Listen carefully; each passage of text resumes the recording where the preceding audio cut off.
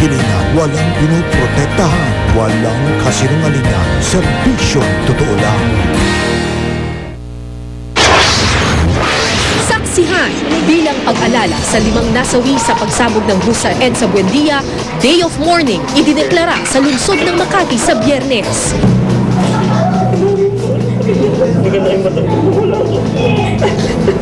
Lahat ng pangarap niya na wala.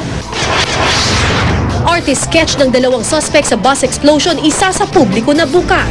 Mga grupong gumagamit ng 81mm mortar na ginamit na pampasabog sa bus, inaalam na ng mga otoridad. Tips para masiguro ang kaligtasan ng publiko sa tuwing sasakay sa mga pampublikong sasakyan. Sa Japan, tampok ang kotse na mala tsokolate ang disenyo. At Hollywood actress na may dugong Pinoy, nominado sa Best Supporting Actress category sa Oscars.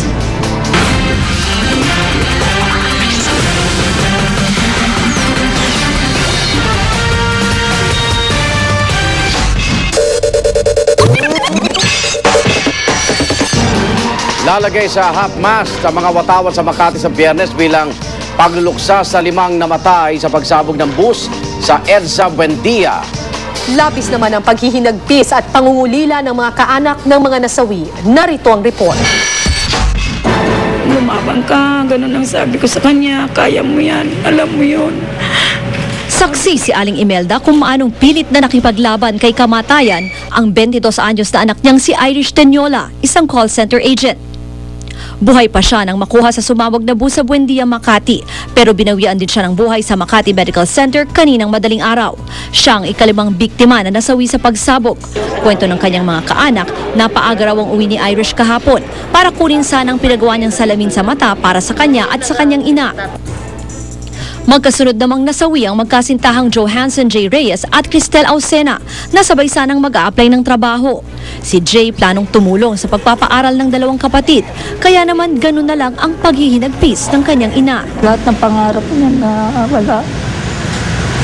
Hindi ko manaasahan siya rin magpapaaral. Lahat na wala. Ang nobyo niyang si Cristel, panganay naman sa magkakapatid.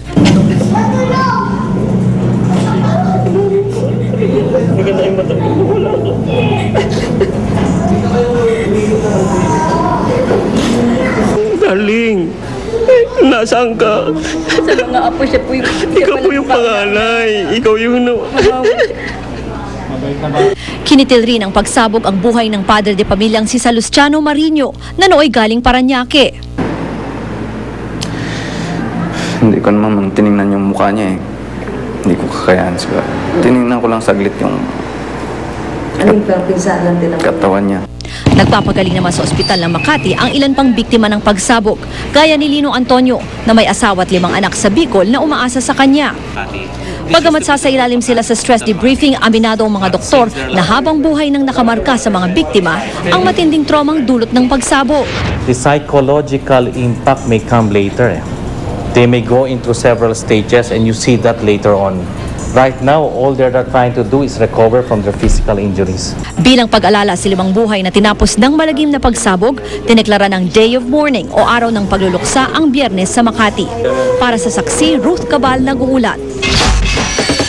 Naiuwi naman na sa Laguna mula sa St. Luke's Medical Center sa Taguig ang isa pang namatay sa pagsabog na kinilalang si John Lee Dakiwag. Samantala, isa sa publiko na bukas ang artist sketch ng 2 suspect sa pagpapasabog sa bus sa EDSA Buendia. Tinutukoy na rin ang mga otoridad ng mga grupong kilalang gumagamit ng 81mm mortar na siyang ginamit na pampasabog din sa bus. Saksi si Chino Gaston. Gagimbal-gimbal ang mga nakunang eksena sa loob ng Newman Goldliner bus. 10 minuto lang matapos sumabog ang isang bomba rito. Nagkalat ang mga sugatan, ang ilan sa mga patay, lasog ang katawan. Ang mukha ng 2 nasa likod umano ng pagsabog na ilarawan na raw at nagawa ng artist sketch. Pero ayon sa PNP, bukas pa ilalabas sa mga ito sa media. Sila ang 2 lalaking nakaitim daw ayon sa mga saksi na sumakay sa Malibay, Pasay at bumaba bago mag-Ayala Avenue, di kalayuan sa EDSA Buendia kung saan naganap ang pagsabog. Base sa mga nakalap na shrapnel sa loob ng bus at sa crime scene, isang 81mm mortar ang ginamit sa pagpapasabog. Ang trigger, Nokia 5310 na cellphone. Naglalaro sa 9 hanggang 10 pounds ang bigat ng 81mm mortar. Ang mismong pulbura nito, aabot daw ng hanggang 6 pounds ang bigat. Ang balot daw nitong bakal, matinding shrapnel daw ang hatid sa tatamaan. At oras na sumabog, hanggang 20 metro o 65 talampakan ang radius o lawak ng pinsala nito. When we say signature, normally, sinong gumawa niyan? Okay, sinong gumawa yan? Because there is a history of that bomb used in some places, in some times. Di ba? History yan. And then pagkatapos, from there, baka may mga nahuli na suspect. So we will be looking into that. Batay sa datos na ibinigay ng 10th Infantry Division mula 2005 hanggang 2009, sari-saring IED ang na-recover na gumagamit ng 81mm mortar sa Central Mindanao. 2 miyembro pa ng MILF noong 2007, sina Cubais Nasser Mendo at Tos Mukalam Olimpain ang nahuli sa Midzayap, North Cotabato habang bitbit ng 81mm explosive device na ginamitan daw ng two-way radio bilang trigger device. May 13, 2007 naman, isang kotse pa na puno ng mortar rounds na nagsisilbing main charge ang na-recover sa Surala, South Cotabato. December 2008, isang 81mm round na isinilid sa loob ng papaya ang nakita sa San Miguel Street sa Iligan City, ang trigger alarm clock. May nakita nga tayo na pagkakapareho doon sa nangyari sa Central Mindanao kung saan sa loob din ng bus yung explosion. The bomb design itself, which provides a certain signature, would seem to suggest that this was the handiwork of one of the jihadi organizations operating in the southern Philippines. Pero si Pangulong Noynoy Aquino, maingat sa pagtukoy sa mga grupong nasa likod ng nakakapangilabot na pagsabog. We are not even sure that the label terrorist is the most appropriate.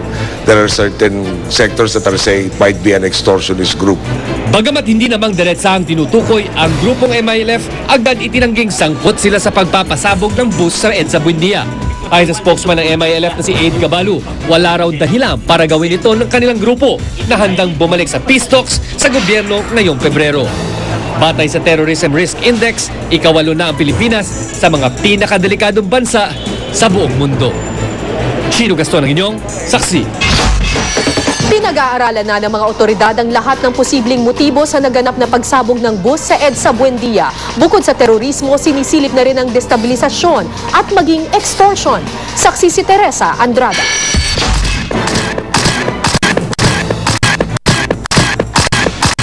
Isang araw matapos ang malagim na pagsabog sa Newman Goldliner bus sa EDSA Buendia na nag-iwan ng 5 patay, may mga suspect na raw na tinitingnan ang mga otoridad.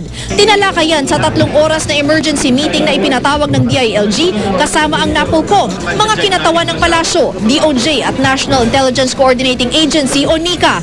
Gayunman, tumanggi si Interior Secretary Jesse Robredo na tukuyin kung sino o anong grupo ang pinagsususpetsahan. We have some suspects, but as I've said, it's best that if there are, we do not like to divulge them for the simple reason that we can better resolve this case if there is an element of confidentiality in it. Ang siniguro lang ni Robredo, may sapat daw na kaalaman ang mga salarin sa paggamit ng 81mm mortar ang pampasabog na ginamit kahapon. At dahil naggamit na umano ang 81mm mortar ng ilang grupo, tinitingnan ngayon kung posible bang terorismo ang motibo sa pagsabog. Ayon kasi kay Robredo, may nasagap ang NICA na intelligence information tungkol sa banta ng karahasan sa Metro Manila. Sa ngayon, kailangan pang alamin kung ang nangyaring karahasan kahapon ay konektado sa raw information na tinutukoy ng NICA. The other thing that we need to look at is after yesterday, is there a high degree of possibility na ulitin pa? O yun yung dapat namin tingnan. Marami kaming tinitingnan.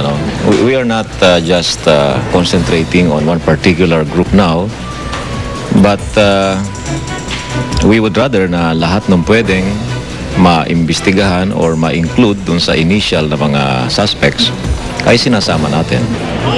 Hindi rin inaalis ang posibilidad na may nangingikil na grupong kriminal sa Newman Goldliner na katulad ng ilang kaso ng pagpapasabog ng bus sa Mindanao sa mga nakaraang taon. Pero sabi ng PNP, I don't think as of this moment, wala kami makitang connection dyan Get a temporary moratorium. pati tangkang destabilisasyon laban sa Aquino administration sinisilip na rin ayon mismo sa Armed Forces of the Philippines. Pero paniniyak ng AFP, hindi ito mula sa kanilang hanay o sa PNP kahit pa kilalang gumagamit sila ng 81mm mortar.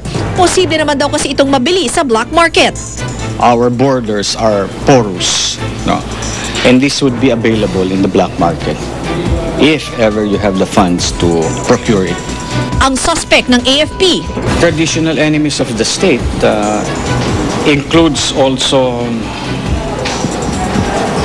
criminal organizations. ang puntong ito tinalakay rin sa pagdinig ng Senate Committee on Public Order and Illegal Drugs kanina. The global terrorist threat is a new phenomenon that we have to deal with. Philippines is mentioned very often as a staging area for some of the global terrorist activities, and we are seen as being very lax. Nagbabala naman ang Malacanang laban sa pagpapakalat ng maling impormasyon sa pagsabog at pananakot sa text. Teresa Andrada ang inyong saksi.